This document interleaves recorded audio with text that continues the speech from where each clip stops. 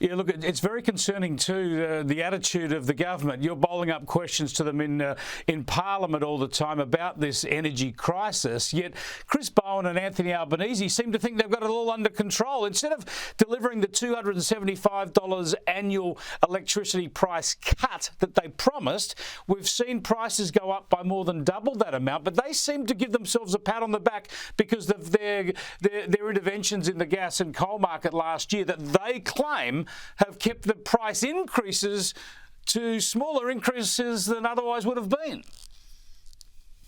You know, Chris, if there weren't so many Australian households hurting, you'd be finding this hilarious. I mean, they are living in a parallel universe. Albanese, Bowen and the rest of the Labor front bench, at a time when prices are skyrocketing, they're rocking up to the dispatch box claiming victory. You mentioned what was going on in Parliament. I want to show a bit of this because this demonstrates the point precisely. It shows the arrogance here and how Chris Bowen is so out of touch. He wants to mock you because you won't overtly credit the government's interventions as being the factor that have kept price increases lower than they otherwise would have been. And listen to Bowen here, the arrogance in the way he mocks you and pretends that he's actually getting prices down. The member for Fairfax went on to say, so there's no evidence here that the intervention itself was the thing that got prices down. No evidence that the intervention itself was the thing that got prices down. This creates a considerable mystery. What was it? Was it the coronation, Mr Speaker? Was it the final episode of Succession, perhaps? No spoilers. Was it Sweden winning the Eurovision Song Contest? What universe is he living in when he's talking about electricity prices going down? Well, you know, if you listen to even those comments, you know, the backbench behind him, they love the theatre.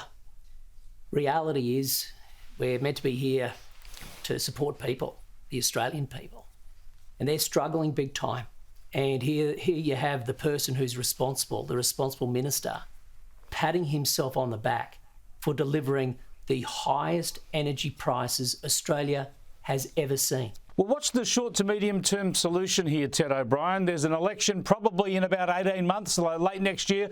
We could have a federal election. If you were to come into government, what would you do? What would you be able to do that could stabilise the grid and start putting prices down quickly? Because we know that nuclear is a great medium to long term solution, but that'll take a while. What needs to happen quickly? If it were today, suddenly the coalition were in charge. Number one, we would be doing everything to ensure we increase the supply of gas in the marketplace. We need more supply. Two, I would be reintroducing the capacity mechanism that the government has now stripped away, which excluded the likes of gas. And three, I would be ensuring that we do everything we can so that the likes of Eraring doesn't close in 2025. So already this year we've lost Liddell, Kurri Kurri's been postponed, and now we have Callide C being postponed further from coming back online. And what's the government's response? Tell a few jokes in Parliament. That's really going to solve the problem. So I think there are some really clear actions they could take immediately. We don't have to wait for another election to just do the right thing, take the action, put the people first. We need prices down, reliability in the grid, and we need to shore up security of energy.